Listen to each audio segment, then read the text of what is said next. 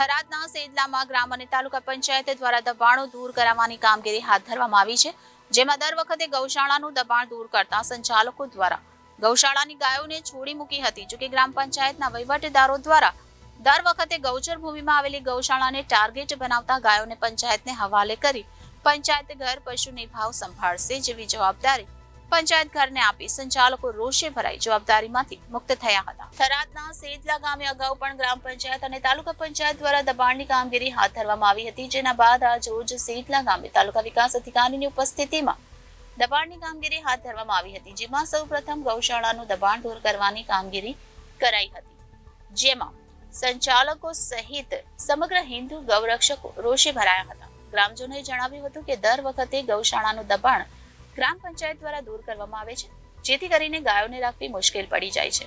જો કે આવી રીતે દર વખતે ગૌશાળાનું દબાણ દૂર કરાય છે, તો હવે પછી ગાયોને ગ્રામ પંચાયત દ્વારા રાખવામાં આવશે, જેથી કરીને ગ્રામ પંચાયતને પણ ધ્યાનમાં આવે। સેદલા ગામના અરજદાર દ્વારા રજૂઆત કરતા ગ્રામ પંચાયત અને તાલુકા પંચાયત દ્વારા દબાણની કામગીરી હાથ ધરવામાં આવી હતી, જેમાં જેસીબી મશીન અને પોલીસ બંદોબસ્ત સાથે કામગીરી કરવામાં આવી હતી। આ થરાદના સેદલામાં ગ્રામ અને તાલુકા પંચાયત દ્વારા દબાણો દૂર કરાવવાની કામગીરી હાથ ધરવામાં આવી હતી, જેમાં દર વખતે ગૌશાળાનું દબાણ દૂર કરતા સંચાલકો દ્વારા ગૌશાળાની ગાયોને છોડી મૂકી હતી। જો કે ગ્રામ પંચાયતના વહીવટદારો દ્વારા દર વખતે ગૌચર ભૂમિમાં આવેલી ગૌશાળાને ટાર્ગેટ બનાવતા ગાયોને પંચાયતને હવાલે કરી પંચાયત ઘર પશુની ભાવ સંભાળશે જેવી જવાબદારી પંચાયત ઘરને આપી સંચાલકો રોષે ભરાઈ જવાબદારીમાંથી મુક્ત થયા હતા। જય ગૌ માતા। આજે થરાદ તાલુકાને 106 ગૌશાળો એ તમામના અરસપરસ એકબીજા ગૌ સંગઠનવાળાઓને ગૌ ભક્તોને ગૌ સેવકોના ફોન આવે છે કે જો આ રીતે થાય તો આ ગૌધન નિભાવવું કઈ રીતે। ગૌશાળાનો મોએ શેડ કર્યા છે તો ગાયોને છોડ્યા માટે, અવાડા કર્યા છે ગાયોને પીવા માટે, ઘોડાનું કર્યા છે ગાયોને ઘાસ સંગ્રહ માટે। જો ઘાસ સંગ્રહ ન થાય તો ચોમાસે ગાયોને શું ચારવું, શેડ ન કરો તો ગાયો તડકે પડી જાય, અવાડા ન કરો તો ગાયો પાણી ક્યાં પાપવું। એના સિવાય કોઈ ગૌશાળામાં ઓફિસો બીજો કંઈ કોઈ બેઠા એની ગાયોની સેવા કરે છે, અને જો આ રીતે કૃત્ય થાય તો ગૌધન કઈ રીતે નિભાવવું। તો આપણે જો સરકારશ્રી તરફથી એવું કહેવામાં આવે કે અમે ચાવીઓ લેવાનું, અમે ગાયો સારી નિભાવશું, તો અમે 106 ગૌશાળાવાળા ચાવીઓ લેવા તૈયાર છે, અને ગાયો સારી નભતી હોય તો અમારી પણ સંમતિ છે તમને। એના સિવાય તમામ તો અમારો રોષ છે કે અમારે એક સંગઠન 106 ગૌશાળાનું થરાદ તાલુકાનું અમારે ચાવીઓ હાલવા અમે સેદલા ગામની અંદર જ્યારે દબાણ ઝુંબેશ ચાલુ થયું બરાબર, એટલે રખડતી ગાયોનું હવે શું થશે? પહેલો ચિંતિત પ્રશ્ન મને એ છે કે આ રખડતી ગાયોનું થશે શું? બરાબર, આટલા દિવસ તો ગૌ રક્ષકો ત્યાં બેઠેલા હતા, પણ આજથી જ્યારે ગાયો ટીડીઓએ એવું કીધું કે અમે એમનું રક્ષણ કરશું, એમનું ભરણ પોષણ કરશું, પણ હાલ અમે મોજૂદ જોઈને આવ્યા છીએ કે ગાયો ગામમાં રખડી રહી છે બરાબર। તો એ ગાયોનું થશે શું? નાના નાના વાછરડોનું શું થશે? જ્યારે એક બાજુ સરકાર એવું કહી રહી છે કે અમે આવી ગરમી પડી રહી છે એને પાલન કરશું, અને એક બાજુ એ આવા જે દ્વેષદ્રોહી હોય કે ગમે તે જે કંઈક ગૌરક્ષકને પાલન કરનાર વગેરેના હોય એ જો ગાયોને બહાર નીકાળતા હોય તો એને ખરેખર અમને ખૂબ દુઃખની લાગણી છે। જય ગૌ માતા। આજે થરાદ તાલુકાના સેદલા ગામે કાળઝાળ ગરમીને ગૌ માતાને ગામ લોકો તરફથી સેવા કરવામાં આવતી હતી, ગૌ ભક્તો તરફથી, અને એ ગૌશાળાને કાળઝાળ ગરમીમાં થોડી થોડી નાના વાછરો અત્યારે રખડે છે।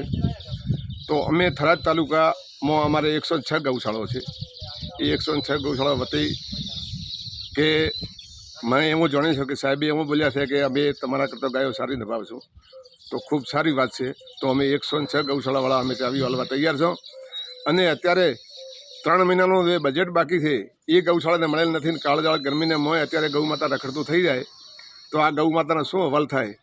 તો અત્યારે સરકારશ્રીનો પણ પરિપત્ર એવો છે કે આવી કાળઝાળ ગરમીનામાં કોઈ પશુ ભૂખ્યું ન રહેવું જોઈએ, તરસું ન રહેવું જોઈએ, તો આ પશુના શું અહેવાલ થાય એવો અમે ગૌશાળા થરાદ તાલુકામાં 106 ગૌશાળા વતી અમને રોષ છે। તો તાત્કાલિક સરકાર આનો નિર્ણય લઈ અને આ ગૌ સેવાનું શું કરવું ને બધા ચાવીઓ હાલવા અમે તૈયાર છીએ। જય ગૌ માતા। સેદલા ગામની ગૌશાળા જયંબે ગૌશાળામાં જીસીબી લઈ અને ત્યાંના તમારા તળાટી સર્કલ બધા આવીને અમારી જે ફિનિશિંગ વાડ હતી એ તોડવા માંડ્યા, અને એ અમે ના પાડવા ગયા ત્યારે એ કીધું કે ભાઈ તમારી ગૌશાળા દબાણમાં છે એટલે તમારી તોડવામાં આવશે અને તમારો સરસામાન એ બધું કાઢી લો।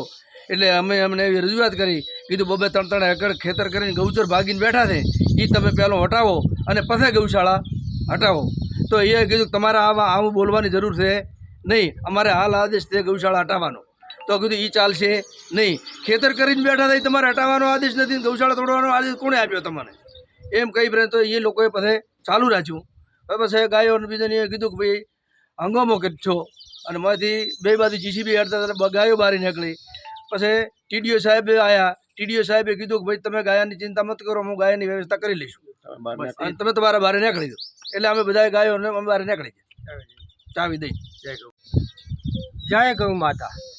આજે તારીખ 1/6/2024ના દિવસે દબાણ હટાવો ઝુંબેશમાં થરાદ તાલુકાની ટીમ સેટલા મુકામે આવી અને સીધું ટાર્ગેટ ગૌશાળાને બનાવેલ. ગૌશાળામાંથી તાર તોડીને બધી ગાયોને બહાર કાઢી નાખી.